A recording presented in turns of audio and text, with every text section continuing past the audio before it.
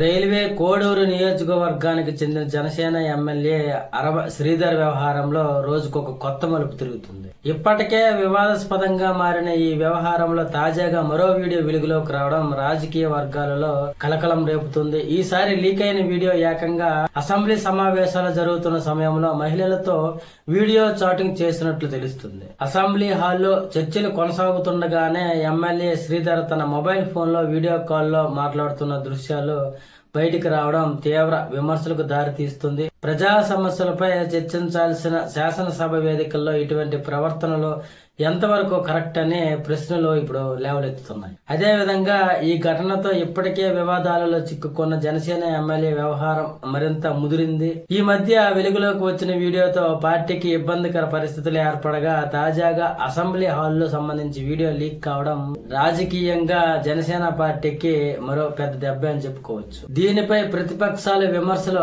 గుప్పిస్తున్నారు.